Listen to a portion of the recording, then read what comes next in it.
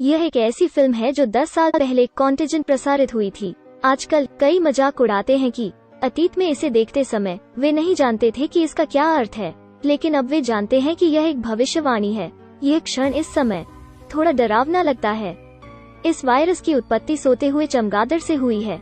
यह एक कार्यकर्ता द्वारा एक पेड़ को काटकर जगाया जाता है। यह खराब केले खाता है और पास के सुअर के बच्चे के पास उड़ जाता है। सुअर उसका गंध खाता है और अगले दिन रेस्टोरेंट में ले जाया जाता है। जबकि रसोइया सामग्री को संभाल रहा है, एक साथी उसे बाहर बुलाता है। वो बस अपने एप्रन पर हाथ पोंछता है और बाहर चला जाता है। मेयर्स ने उनके खाना पकाने की प्रशंसा की और उसे हाथ मिलाने और साथ में तस्वीरें लेने के लिए कहती है। मेयर्स खाने पीने के बाद कैसीनो में जाती है। उसके बगल में एक जापानी आदमी उससे कहता है, भाग्यशाली होने के लिए, इस तरह खेलने के लिए। तो वो ऐसा ही करती है। वो खड़ी हो जाती है। वो जाने वाली होती है जब उसका फोन टेबल पर रह जाता है तो उसके बगल में फिनिश लड़की फोन उठाती है और मेयर्स को याद दिलाती है। वेटर जियो शुआई ने टेबल साफ किया और उस प्याले को ले लेता है जिसका मेयर्स इस्तेमाल करता है। काम से निकलने के बाद वो नाव को वापस हांगकांग ले जाता है।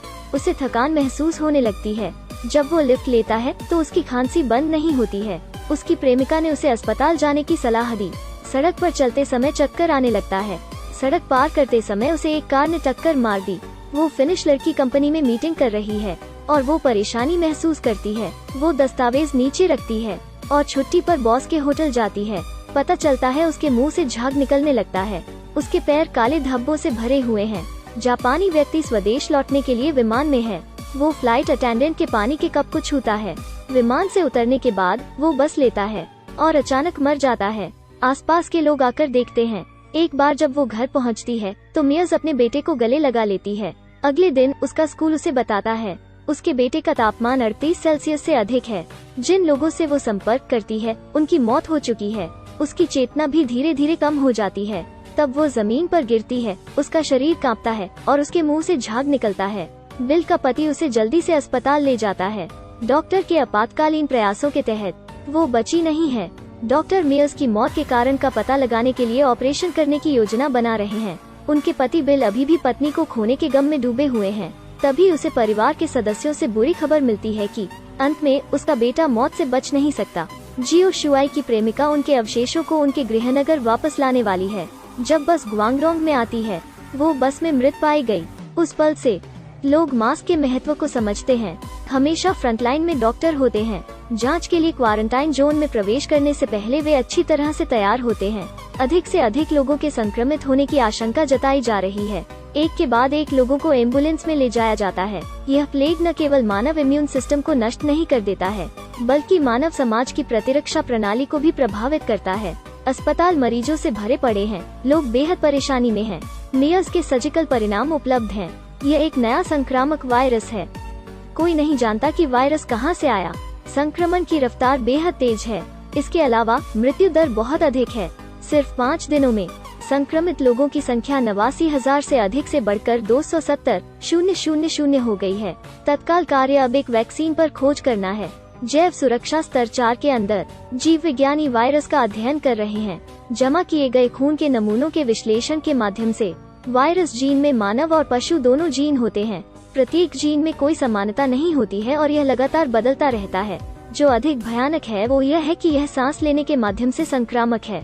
लेकिन वैक्सीन अनुसंधान लोगों की कल्पना से कहीं अधिक कठिन है। एक व्यक्ति सोचता है कि मेयर्स के पति के संपर्क में आए लोग मर चुके हैं और वो संक्रमित व्यक्ति है जिसकी जीवन शैला सबसे लंबी है। जाहिर है उसके शरीर में एंटीबॉडी है। जीव विज्ञानी यहाँ से बाहर निकलने का रास्ता खोजते हैं। बिल्कुल, बिल के शरीर में प्रोटीन एंटीबॉडीज जो वायरस को अलग होने से रोक सकते हैं। उन्होंने बहुत सारे तरीके आजमाए हैं और बहुत सारे प्रयोग किए। प्रोटीन का टीका अभी भी अंत में वायरस द्वारा निगल लिया जाता है। वैज्ञानिक हार मान लेते हैं।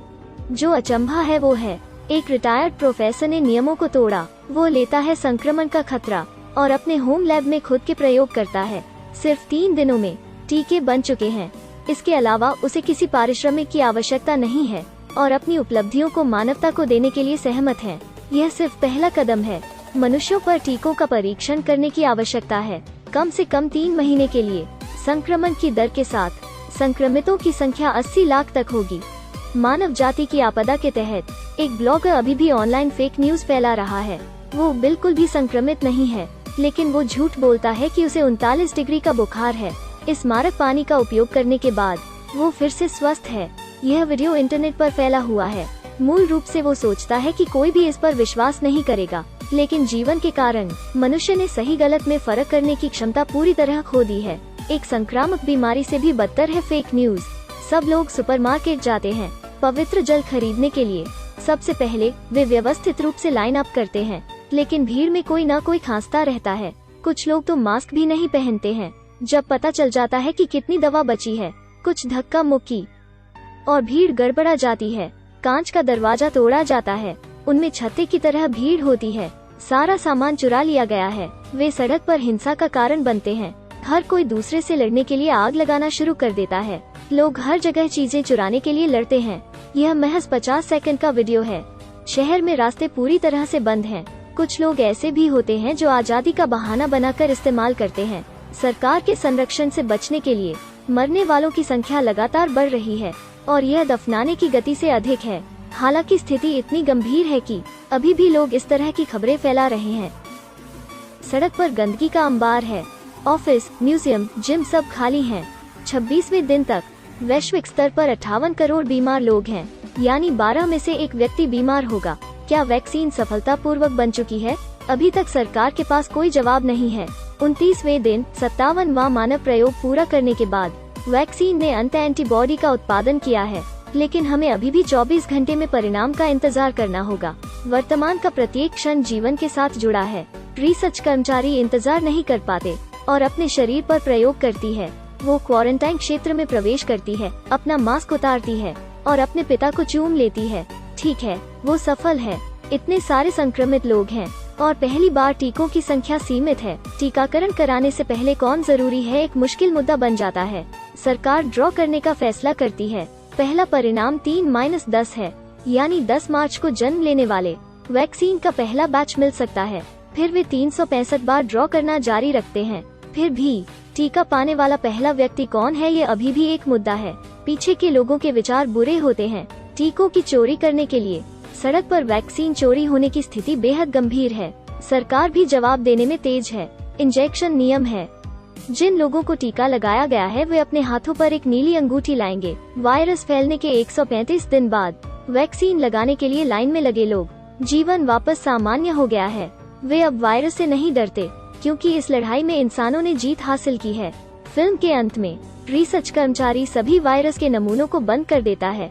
कोल्ड स्टोरेज में हमेशा के लिए टीकों पर सफलतापूर्वक खोज किया गया है। वायरस का प्रसार नियंत्रण में है। यह एक सुंदर अंत प्रतीत होता है, लेकिन इस समय कितने लोग संक्रमित हैं? अगर यह पहले होता तो यह सिर्फ एक सामान्य आपदा होती, पर अब यह मानवता के लिए खतरा है।